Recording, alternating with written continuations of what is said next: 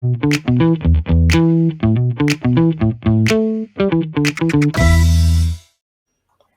à tous, je suis Noémie Gilliotte, rédactrice en chef du magazine Direction et bienvenue à cette première session d'un cycle de 3 webinaires que nous avons souhaité vous offrir avec le cabinet Picard Avocat et le cabinet d'expertise comptable Orcom pour faire le point sur les prérogatives du CSE en matière économique et financière. Alors, ce sera l'occasion de clarifier le cadre juridique applicable et de vous proposer quelques recommandations pour sécuriser vos pratiques sur ce thème. Parmi les consultations récurrentes, le CSE doit donc être consulté sur la situation économique et financière de l'entreprise. Ce premier webinaire va poser les bases.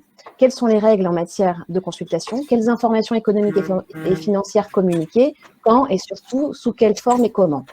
Pour répondre à ces questions, Stéphane Picard, qui est le fondateur et associé gérant du cabinet Picard Avocat, qui est dédié aux organisations à but non lucratif de l'économie sociale et solidaire et en particulier du secteur social et médico-social et qui intervient sur tous les volets, qui est expert comptable et commissaire aux comptes dans le secteur depuis 15 ans et directeur du pôle social et médico-social du cabinet Orcom. Alors après leurs interventions, je me ferai le relais de vos questions que vous pouvez poser dès maintenant dans l'onglet questions et non pas chat. Dès la fin de la session, vous pourrez accéder aussi au replay de cette session et vous retrouverez dans les prochains numéros du magazine des fiches pratiques détaillées sur le sujet. Alors voilà pour le cadre. Rentrons tout de suite dans le vif du sujet avec Stéphane Picard. Stéphane, c'est à vous. Merci Noémie pour cette introduction et donc bonjour à toutes et à tous. Ravi de faire ce cycle de webinaires avec Direction et Orcom qui porte effectivement sur la question de la situation économique de l'association en lien avec les prérogatives du CSE. Alors, ce n'est pas un sujet qui est récent, c'est-à-dire que cette consultation du comité social économique sur la situation économique, elle ne date pas du CSE, elle est très très ancienne et on n'a même pas été en capacité au cabinet de retrouver une date précise concernant son introduction. Mais on est à peu près dans les années 80-90, donc c'est très ancien, ce n'est pas une nouveauté. Cette obligation concerne par principe les associations qui disposent d'un grand CSE, sous-entendu avec un effectif de plus de 50 salariés, puisque vous verrez les dispositions du Code du travail, lorsqu'elles nous parlent des consultations annuelles du CSE, elles sont dans la partie qui correspondent aux entreprises de plus de 50 salariés. Alors je mets une petite nuance par rapport à cette introduction, on va dire sur le cadre, sur le périmètre, le champ d'application de notre webinaire. 99%, on est effectivement sur des structures de plus de 50 salariés. Par contre, pour celles et ceux, par exemple, qui appliquent la convention du 15 mars 1966, et j'imagine qu'il y en a peut-être un certain nombre, vous savez qu'il existe une instance conventionnelle. Cette instance conventionnelle, c'est le fameux conseil d'établissement, qui est fixé par l'article 10 ter de la convention collective, et on a un sujet actuellement en lien avec la mise en place du CSE issu des ordonnances Macron de 2017. En postulat, on a été amené à vous dire que ce conseil d'établissement n'existait plus dès l'instant que vous avez mis en place le CSE. Sauf que la Cour de cassation a été amenée à se prononcer il n'y a pas longtemps, en début d'année, sur justement comment est-ce que devaient être traitées ces éventuelles instances conventionnelles. C'est une décision du 21 janvier 2021. Et en gros, la Cour de cassation met un peu le trouble sur la disparition pure et simple des instances conventionnelles, puisque la Cour de cassation nous dit, dès l'instant que vous êtes en capacité de substituer le terme délégué du personnel, comité d'entreprise ou CHSCT par celui de membre du CSE, et que cette substitution permet de comprendre l'application de la clause, eh bien, il n'y a pas de disparition. Et où je veux en venir par rapport aux associations qui appliquent la Convention de 66 et qui potentiellement sont ici, ils sont à moins de 50, eh bien, on pourrait venir se dire que le conseil d'établissement existe toujours et vous vous référerez à la fiche pratique Nexem concernant le conseil d'établissement et vous verrez eh bien, que ce conseil d'établissement dispose de prérogatives d'ordre économique. Écrit expressément, les attributions du conseil d'établissement sont d'ordre professionnel, d'ordre économique. À l'indifférence, et j'arrêterai là cette petite nuance par rapport au champ d'application des plus de 50, la convention du 31 octobre 51, elle a aussi un conseil d'établissement conventionnel, va se poser les mêmes questions, sauf que la rédaction de la convention collective est différente. Elle ne vient pas viser les questions d'ordre économique. Elle vient nous dire, le conseil d'établissement est obligatoirement informé et consulté sur des questions intéressant l'organisation, la gestion et la marge générale de l'entreprise. La Convention de 66 vise explicitement la question budgétaire et l'ordre économique. Donc, l'introduction, c'est 99%, on va parler de structures qui ont plus de 50 salariés, mais petite nuance pour celles et ceux qui sont sous la Convention de 66 avec ce conseil d'établissement dont on a pu considérer qu'il avait disparu depuis la mise en place du CSE, mais que la Cour de cassation pourrait, entre guillemets, faire renaître de ses cendres tel un phénix depuis le mois de janvier 2021. Donc le cadre posé, je vous ai dit, cette obligation, elle date depuis les années 80, 90. On a changé de vocabulaire. Avant, on parlait de quel type de consultation. Et vous allez voir, ça fait quasiment une transition avec ce que vous indiquera Rémi tout à l'heure. On parlait de l'examen annuel des comptes. De cette notion d'examen annuel des comptes, on est passé à la situation économique de l'entreprise ou, en l'espèce, de l'association. Donc, on a eu toute une série de chamboulements législatifs. Ça a commencé en 2015, puisque vous vous souvenez qu'avant 2015, on avait grosso merdo 17 sujets de consultation annuelle. Avec la loi dite Rebsamen du 17 août 2015, on a tout regroupé dans un package de 3 consultations. Les 3 consultations, c'est la situation économique de l'entreprise, c'est les fameuses orientations stratégiques, et la dernière, c'est la question des conditions de travail et de la politique sociale. Vous avez donc aujourd'hui, pour celles et ceux qui ont plus de 50 salariés, à récupérer tous les ans au moins 3 avis qui portent sur ces 3 sujets. Sauf que l'une des évolutions majeures qui irrigue, on va dire, tout le droit du travail depuis pareil une décennie, c'est de laisser la place à la négociation collective d'entreprise. Et la dernière évolution qui a eu lieu concernant cette consultation annuelle sur la situation économique de l'entreprise, c'est de permettre justement aux partenaires sociaux de négocier un accord collectif pour adapter le contenu de cette consultation. Et c'est fondamental, puisqu'on le verra tout à l'heure, le Code du travail, vous vous en doutez, il n'est absolument pas formaté, entre guillemets, pour l'activité à but non lucratif d'une association. Je vous l'aurai dans le cadre du compte-rendu qu'on vous adressera. Le contenu pur et dur de la consultation sur la situation économique, c'est des choses pour lesquelles, en grande partie, le secteur n'est pas concerné, mais Rémi le développera tout à l'heure. Donc, ayez en tête que le Code du travail, aujourd'hui, son architecture, c'est à peu près toujours la même chose. Vous avez ce qu'on appelle des dispositions d'ordre public, sur lesquelles on ne peut rien faire. Vous avez ensuite le champ ouvert à la négociation collective, 90% des thématiques, et vous avez ensuite une troisième partie, le à défaut d'accord collectif, moi, Code du travail, je prévois ce qu'on appelle des dispositions supplétives. En ce qui nous concerne, pour la consultation économique du CSE, je ne peux que vous inviter à mettre sur la table des négociations ce sujet, pour adapter le contenu de la consultation, pour adapter également la périodicité de cette consultation, puisque le principe, c'est consultation annuelle, sauf si l'employeur a négocié un accord collectif qui lui permet de différer dans le temps ce type de consultation avec un plafond aujourd'hui de 3 ans. Ça veut dire que cette consultation qu'on vous présente comme étant annuelle, dès l'instant que vous négociez un accord collectif, vous vous souvenez, c'est aujourd'hui un accord majoritaire avec une ou plusieurs organisations syndicales représentatives et donc à plus de 50%. Pour celles et ceux qui n'ont pas de délégués syndicaux, vous savez également qu'il y a toute une série de modalités dérogatoires de négociation, notamment avec des salariés mandatés, notamment avec des salariés élus du CSE, mais ayez en tête que cette négociation pourrait vous simplifier la vie par rapport à vos consultations obligatoires qui sont, je le répète, de 3 ordres: orientation stratégique, situation économique et les conditions de travail. Donc cet accord peut venir discuter du contenu, de la périodicité, des modalités de la consultation, ainsi que la liste des informations qui seront transmises à l'instance dans le cadre de cette consultation. C'est évidemment fondamental. L'accord collectif peut aussi prévoir le nombre de réunions qui sera affecté à cette consultation et le niveau, évidemment, des consultations, puisque j'imagine que certains d'entre vous sont sur une architecture comité d'établissement, donc comité socio-économique d'établissement et comité socio-économique centraux.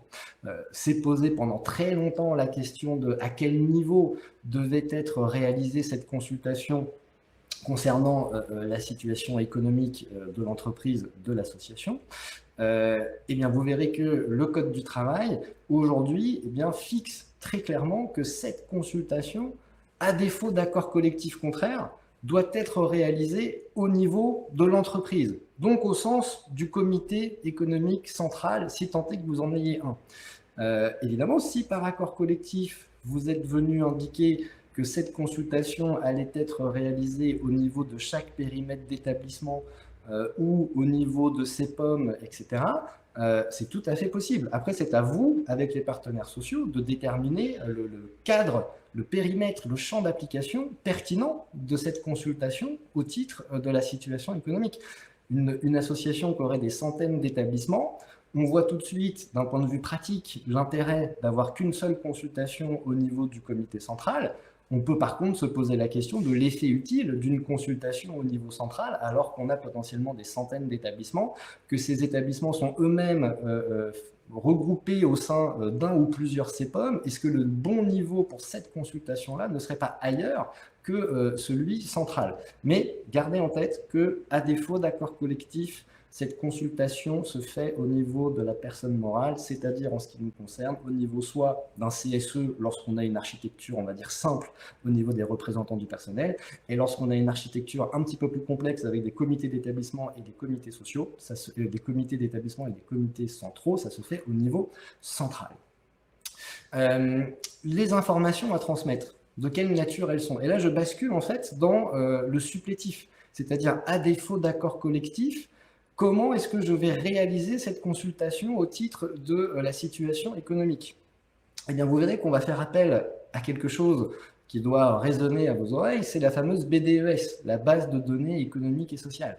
C'est-à-dire que normalement, ce document-là, qui je n'en doute pas est présent dans chacune de vos organisations, qui non seulement est présent, mais en plus est régulièrement mis à jour, doit être le support de la consultation des représentants du personnel au titre de la situation économique. Donc c'est bien la mise à disposition des infos dans la BDES qui normalement doit vous simplifier la vie. Sauf que évidemment, au cabinet, le retour qu'on peut avoir d'expérience, c'est que la BDES, si elle existe, ce qui est déjà bon point, est rarement mis à jour. Et vous restez dans la logique de je fais ma consultation et je vais communiquer avec mon ordre du jour ou ma convocation les éléments dont vous parlera Rémi une fois que j'aurai terminé ma petite présentation. Donc, BDES, si vous n'avez pas de BDES, on reste sur la logique classique de communiquer les informations utiles au CSE, lui permettant de rendre un avis. Alors, le Code du travail, il est assez light aussi sur le contenu de cette consultation, puisqu'évidemment, elle ne nous dit pas, le Code ne nous dit pas à quel moment elle doit être réalisée. Elle nous dit à titre supplétif, à défaut d'accord, voici le contenu de ce que vous allez communiquer, mais elle ne nous donne pas de période. Donc là, Rémi viendra aussi vous indiquer le moment utile de cette consultation. Elle ne nous dit pas non plus, le Code ne nous dit pas non plus, vous le ferez en 1, 2, 3, 4, 5 réunions. Tout ça, je le répète, à mon sens, devrait faire l'objet d'une négociation par l'intermédiaire d'un accord collectif qui viendrait encadrer les différentes consultations. Et ce dont je parle là pour la situation économique fonctionne tout aussi bien pour les orientations stratégiques ou la consultation au titre des conditions de travail. Le délai de restitution de l'avis du CSE, il est là encore tout ce qu'il y a de plus classique, c'est-à-dire qu'à compter de la communication des informations lui permettant de rendre son avis, le CSE dispose d'un délai d'1 mois. Au terme de ce délai d'1 mois, eh bien, l'avis sera réputé négatif. Sauf qu'on est dans un cycle de 3 webinaires et vous savez peut-être que le deuxième webinaire portera sur l'expertise éventuelle du CSE qui, évidemment, va venir allonger les délais pour que celui-ci rende son avis. Dès l'instant que le CSE va désigner un expert parce que vous n'avez pas justement communiqué des informations qui sont utiles ou qui sont intelligibles pour les membres du CSE, le risque que vous prenez, c'est évidemment d'avoir la désignation d'un expert qui portera dans ce cas le délai du CSE à 2 mois. Défaut de consultation classique, on est sur le délit d'entrave au fonctionnement régulier du CSE.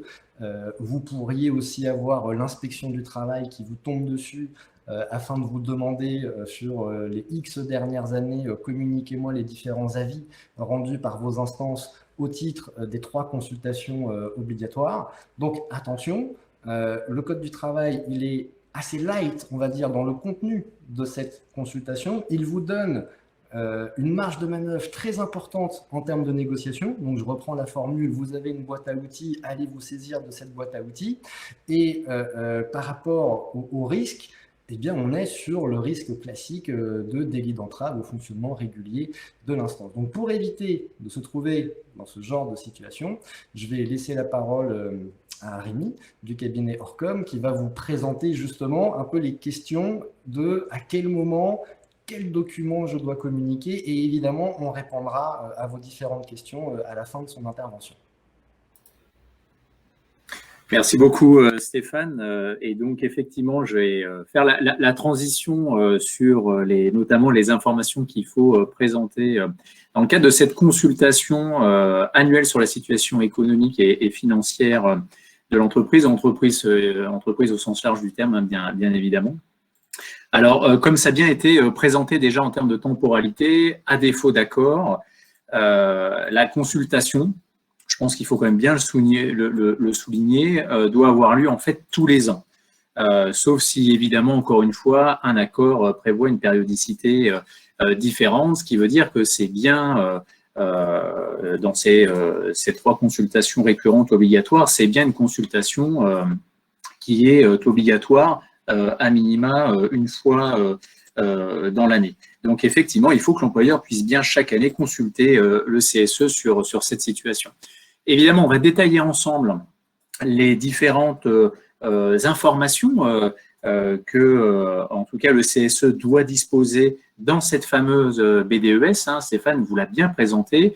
La BDES est, en tant qu'expert comptable et commissaire aux comptes dans le secteur social, médico-social et sanitaire depuis 15 ans, je vois bien qu'il y a un certain nombre de supports qui existent, mais aujourd'hui, on a un certain nombre de recommandations, y compris proposées par Nexem, sur la formalisation d'un certain nombre d'informations et d'indicateurs dans cette BDES. Évidemment, je vais y revenir. Alors, peut-être une petite précision quand même, il ne faut pas oublier qu'il s'agit bien d'une consultation.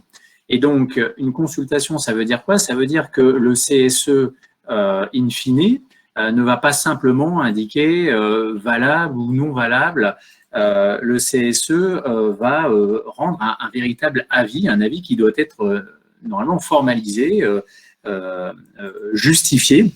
On le verra dans les prochains webinaires, dans les différents droits qu'il peut y avoir, mais je suis obligé quand même d'y faire référence à un des droits, qui est le droit d'alerte économique.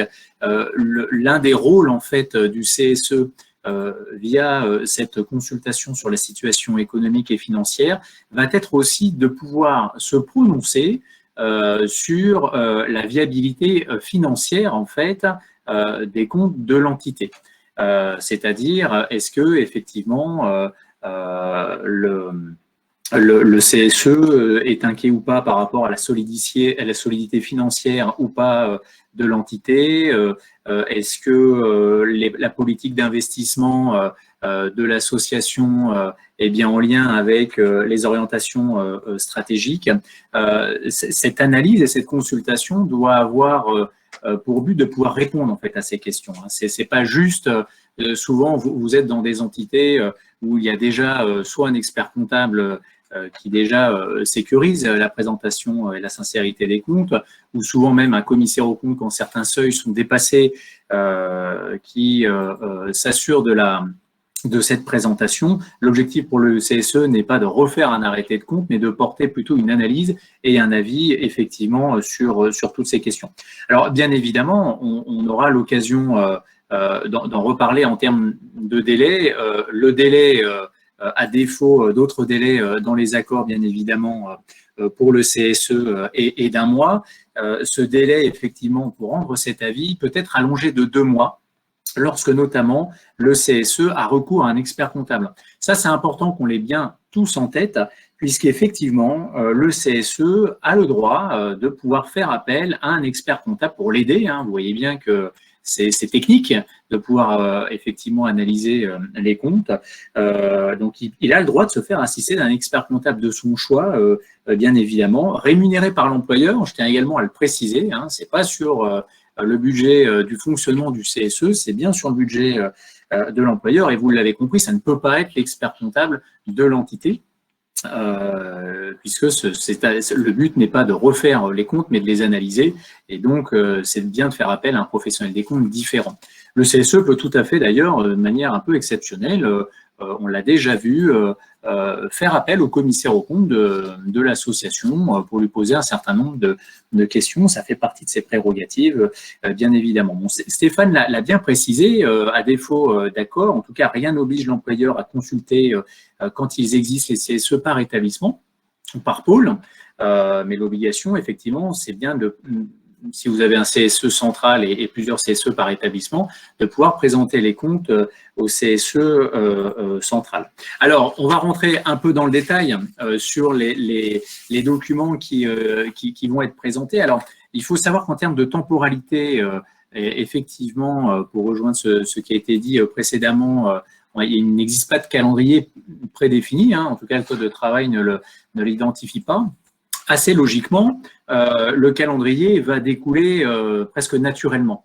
Pourquoi? Parce qu'il s'agit ici de présenter en fait un état sur l'examen des comptes de l'entité. Et donc, pour présenter les comptes de l'entité, il faut déjà que l'organe dans vos organisations, généralement le conseil d'administration, qui arrête les comptes puisse être passé.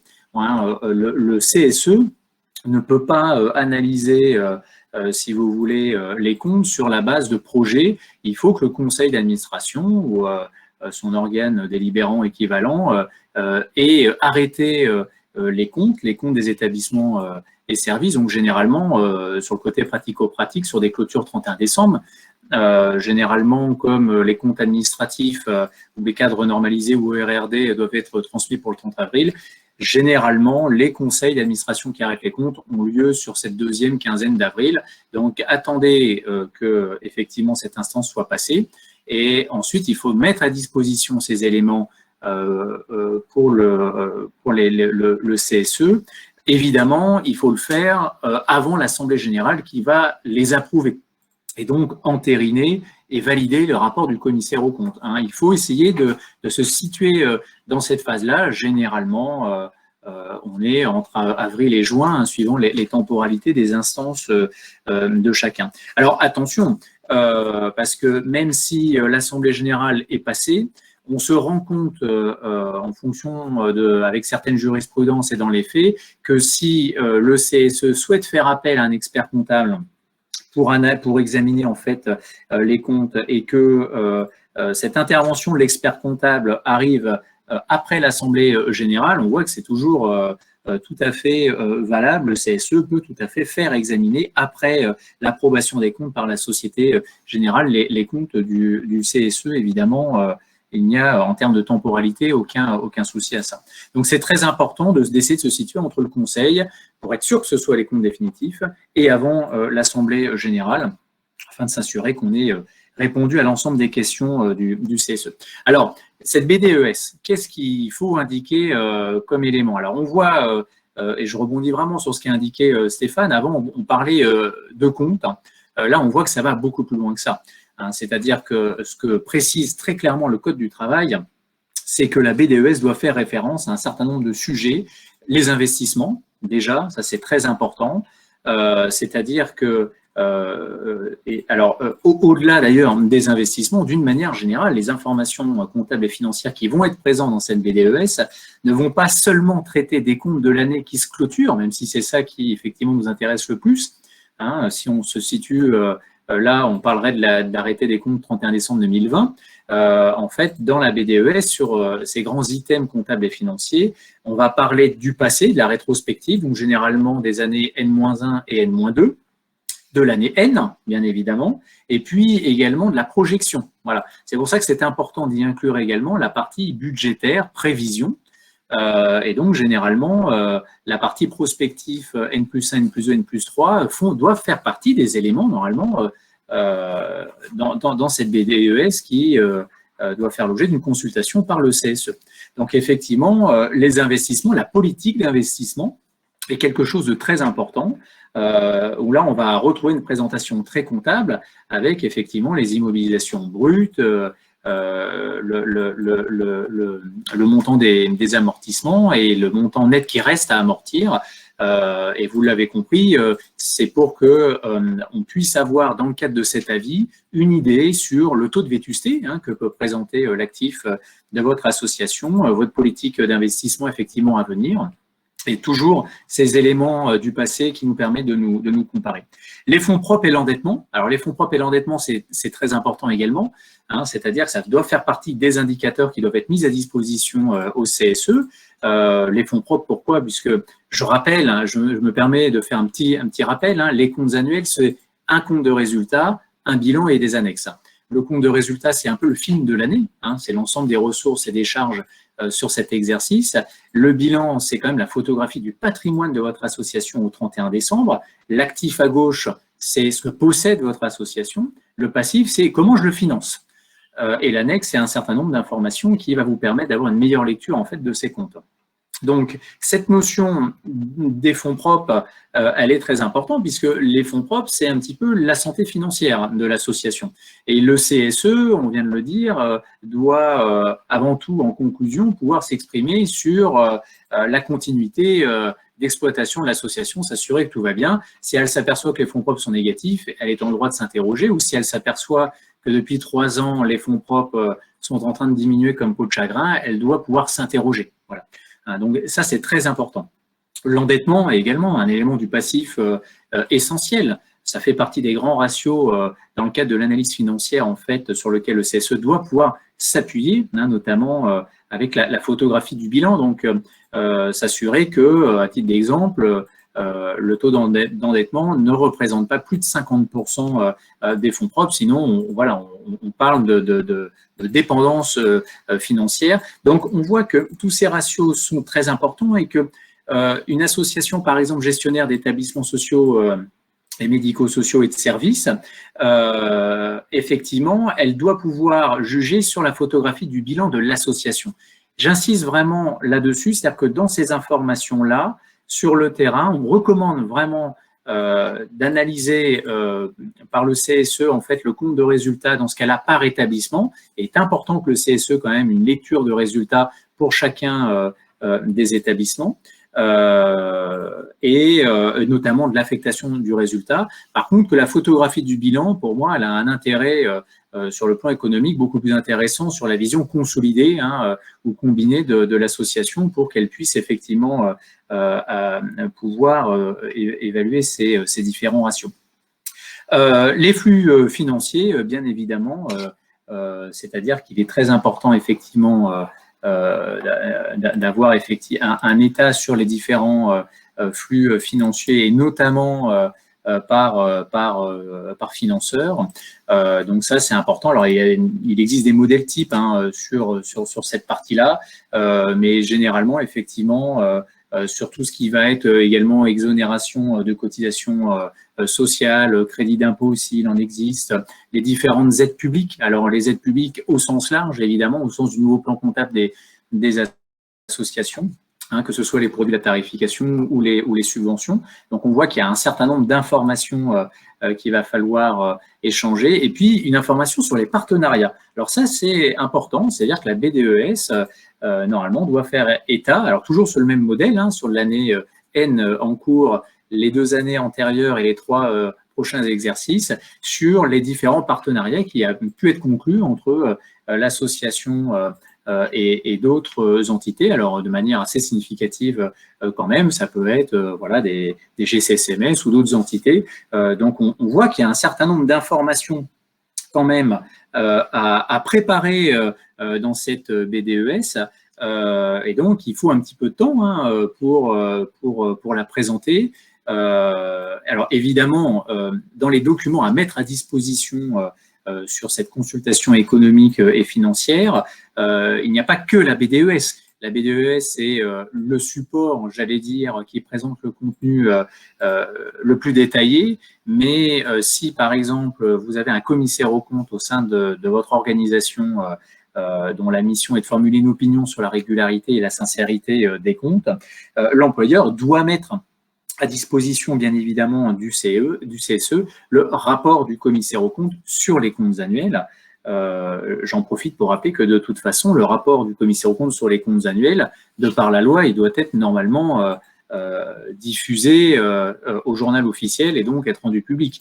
Hein, mais il doit bien être mis à disposition dans le cadre du CSE, ainsi que, peu importe le nom que vous lui donnez, j'allais dire d'une manière générale, le rapport de gestion qui va être présenté au conseil d'administration. Hein, c'est-à-dire cette présentation financière que le conseil d'administration aura arrêtée et qui, bien sûr, devra être mise à disposition au CSE. Donc, on voit que on a un certain nombre de documents au-delà de la BDES qui peut constituer un petit peu des annexes à ce support pour que le CSE puisse effectivement donner, formaliser bien évidemment son avis. Alors peut-être quand même une petite parenthèse, je l'ai évoqué tout à l'heure sur le recours à l'expert comptable. Moi je commence à le voir de plus en plus. Je ne dis pas que je le vois souvent, mais j'ai de plus en plus dans des associations, notamment d'une certaine taille, ou alors dont le CSE, effectivement, se forme aussi, et donc connaît bien les règles, effectivement. Le CSE peut faire appel à un expert comptable pour établir un diagnostic, voilà, très concrètement, sur cette situation économique et financière. Donc, effectivement, on l'a dit, pas question de prendre l'expert comptable de l'association, hein, c'est absolument pas ce qui doit être fait. Par contre, c'est une décision quand même qui doit être prise, il faut quand même le rappeler, sous forme d'une délibération au sein du CSE. Évidemment, ça va se faire au moment où, d'une manière générale, l'employeur va initier en réunion la consultation sur la situation économique et financière, où effectivement, le CSE peut prendre cette décision de choisir un expert comptable. Donc, c'est là où vraiment je voulais rebondir sur les temps de réunion dont évoquait Stéphane précédemment.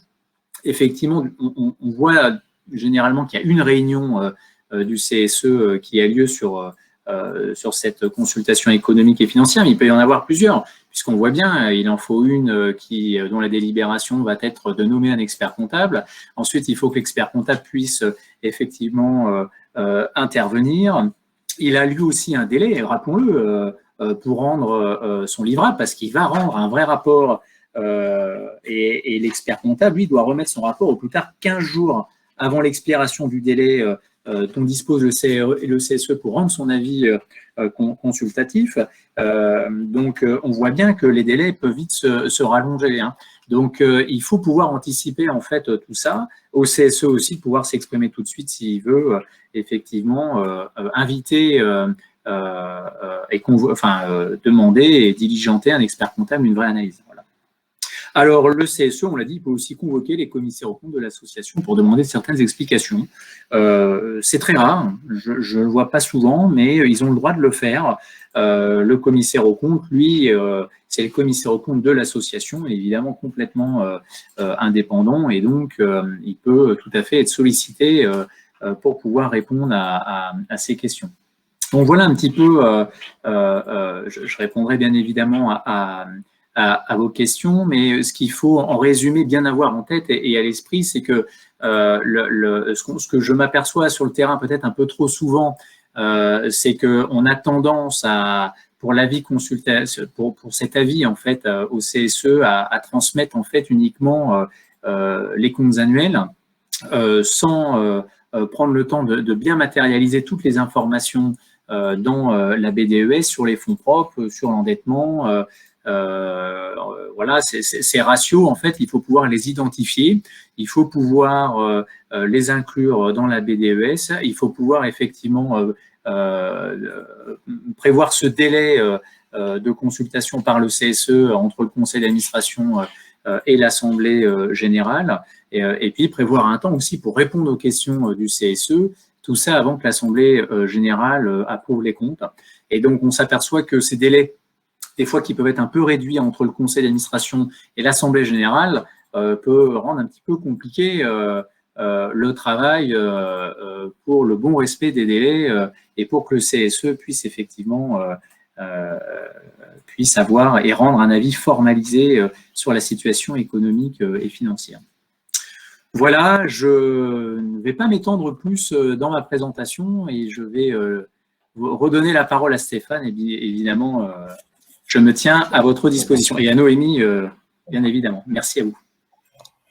Merci beaucoup Rémi de nous avoir éclairé donc sur les informations économiques que l'employeur doit communiquer au CICE et sur le formalisme et les délais pour faire tout ça. Donc c'est le temps pour vos questions désormais.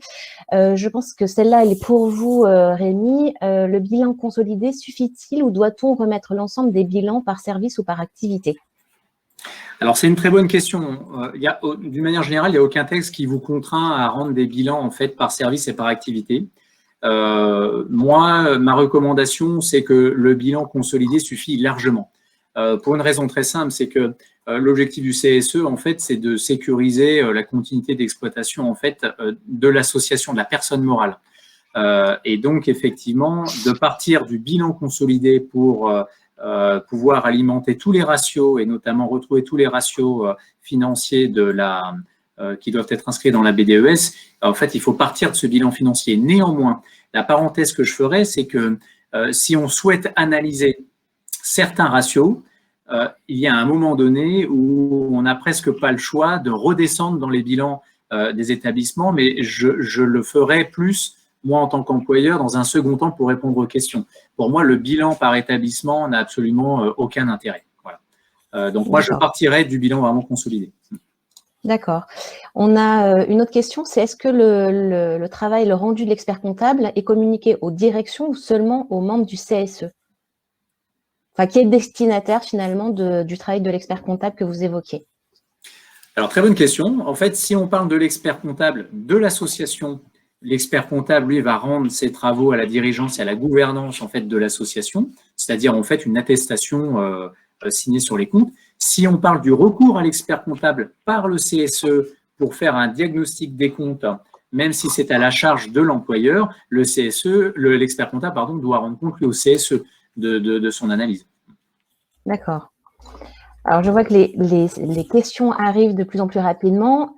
Doit-on faire la demande d'expertise comptable lors de la consultation économique avec la présentation immédiate du choix du cabinet ou est-ce qu'on peut le faire suite à la réunion? Quel est le timing? Alors, le choix de l'expert comptable, pour moi, il peut se faire suite à la réunion. On voit quelques exemples même où il se fait un peu tardivement, le choix de l'expert comptable, il se fait même après l'Assemblée générale. Ce qui est tout à fait possible. Pour moi, ce qui est important, c'est que la décision de prendre l'expert comptable, elle doit être formalisée vraiment sous une délibération. Et cette délibération, en pratique, elle se fait vraiment où l'employeur initie à l'ordre du jour la consultation sur la situation économique et financière. Donc, généralement, on choisit l'expert comptable plutôt après, en fait. Alors, en termes de consultation, qu'est-ce qu'on fait quand les élus titulaires sont en arrêt de travail longue durée et que finalement, on n'a pas d'interlocuteur à consulter? Ah bah là, vous êtes dans une situation effectivement un peu compliquée, c'est-à-dire que les salariés représentants du personnel n'ont pas démissionné de leur mandat, donc vous n'avez pas à organiser des élections partielles ou complémentaires. Et donc, votre instance ne peut évidemment pas fonctionner en étant seule. Donc, ça veut dire que vous, votre obligation, quelque part, elle disparaît, puisque, de ce que je comprends de la question, le CSE, on va dire, en tant que personne juridique, existe toujours. Pourtant, les personnes qui le composent du côté des salariés sont absents. Et donc, j'imagine que le jeu de le titulaire est remplacé par le suppléant ne fonctionne pas non plus. Donc, dès l'instant que vous n'avez pas de membre du CSE, eh bien, vos obligations tombent, mais juste une petite précision quand même. Ce n'est pas parce que les salariés sont en arrêt maladie que le mandat n'existe plus. C'est-à-dire que vous, en tant qu'employeur, vous avez toujours l'obligation de les convoquer aux réunions, de faire un ordre du jour. La maladie ne suspend pas l'exécution du mandat. Donc, ne surtout pas faire l'erreur de considérer qu'il n'y a plus aucune instance, entre guillemets, je ne sais plus rien, puisque ces salariés-là, juridiquement, sont en capacité d'utiliser leurs ordres de délégation et de participer aux réunions du CSE dont il vous appartient à vous, en tant qu'employeur, de convoquer pour réaliser notamment les consultations. Merci Stéphane. Une question plus pour vous, Rémi, qui concerne un établissement public sur la différence entre la présentation de l'ERRD et de l'EPRD au CSE et la présentation de ces mêmes informations au comité technique d'établissement. Est-ce que ça revient au même? Oui, si vous voulez, pour moi, le niveau de détail doit être similaire. C'est-à-dire, il ne doit pas y avoir de filtre d'information entre une présentation dans les instances prévues et les informations au CSE. Effectivement, je pense que ce qui est important, surtout pour le CSE, c'est de bien comprendre, en fait, c'est d'apprécier la situation, pas seulement comptable, mais surtout économique et financière. C'est ça qui peut des fois un petit peu différer. Hein. Le RRD, c'est vraiment le réalisé de ce qui s'est passé pendant l'année. Le PRD, on est plus, pour le coup, là, sur une projection à la fois de l'année en cours et en plus des 6 prochains exercices. Donc, sur le principe, l'information doit être le même. Généralement, pour terminer, la présentation aux instances va être plus détaillée puisque on va demander aux instances de se prononcer sur l'arrêté des comptes. Alors que le CSE, on lui demande d'avoir un avis plus sur la continuité d'exploitation, plus sur un petit peu ce qui s'est passé pendant l'année. Donc, on est vraiment sur un avis consultatif. Voilà. Mais sur le principe, il n'y a pas de filtre d'information à avoir. On peut avoir le même niveau d'information, bien sûr. Alors, une question pour tous les deux. Quel est l'impact de la crise sanitaire sur ces consultations a priori annuelles du CSE? Est-ce qu'il y a des dérogations qui sont permises? Quel impact si on ne fait pas sa consultation dans les temps impartis? Quel type de sanctions, quel type de risques sont encourus? Et puis, est-ce que pour pallier à cette situation un petit peu compliquée, il est pertinent, nécessaire, possible d'opérer cette consultation à distance? Alors, d'un point de vue du droit du travail, d'un point de vue du droit du travail, il y a eu des aménagements en termes de consultation, de formalisation de délais, mais aujourd'hui, tout cet aménagement du Code du travail, vous vous souvenez, c'était le déluge des ordonnances qu'on a pu avoir au tout début de la crise. Aujourd'hui, il n'y en a plus aucune qui s'applique. C'est-à-dire qu'aujourd'hui, il n'y a plus aucune dérogation applicable au titre de la gestion des IRP et notamment pour celle de la consultation. C'est-à-dire qu'il n'y a jamais eu, en tout état de cause, en 2020, il n'y a pas eu de dérogation sur le thème « L'employeur peut se dispenser de sa consultation annuelle relative à la situation économique ». Donc, nous, d'un point de vue droit du travail, la seule question, c'est évidemment celle de est-ce que le CSE doit ou peut se réunir en distanciel? La réponse aujourd'hui est oui. Vous pouvez maintenir ces réunions en distanciel, sachant que le projet de loi de sortie de crise prévoit notamment de pérenniser un peu cette question de distanciel par rapport aux réunions du CSE. Mais droit du travail, en tout cas, il n'y a pas eu d'impact majeur sur ces obligations annuelles. Par contre, en lien avec les obligations que va développer Rémi sur, j'imagine, le report pour communiquer l'arrêté des comptes ou le report de tenue des AG, c'est là où effectivement on peut avoir une petite marge de manœuvre par rapport à notre consultation du CSE, puisque vous avez bien compris ce que vous a dit Rémi, à un moment donné, on est dans une question d'anticipation de je dois déclencher à tel délai pour que l'avis puisse être rendu avant potentiellement mon AG. Et donc je laisse Rémi répondre sur les aspects d'éventuels différés des AG ou de publicité des comptes. Oui, tout à fait. En fait, on avait, pour rebondir exactement sur ce que vient de dire Stéphane, on avait l'année dernière tout un tas d'ordonnances, notamment pour le report des assemblées statutaires. Là, on est revenu, j'allais dire, sur un mode, j'allais dire, presque normal en termes d'échéance. Vous devez respecter tout simplement en fait vos statuts. Voilà, je ne peux pas le dire plus simplement que ça. Alors, je sais que c'est pas facile, mais effectivement, on voit que les moyens techniques ont pris un petit peu le dessus. Et effectivement, en termes d'organisation, il faut pouvoir maintenir les différentes échéances. On voit que ce qui donne le tempo aussi, c'est aussi vos échéances au niveau des cadres normalisés et des comptes rendus financiers que vous devez transmettre à vos financeurs. D'ailleurs, on s'aperçoit que cette année, il y a très peu de délais. Certains financeurs comme la RS Île-de-France ou autres ont donné des délais pour certains dépôts, mais ce n'est pas du tout unanime avec d'autres financeurs ou avec d'autres départements.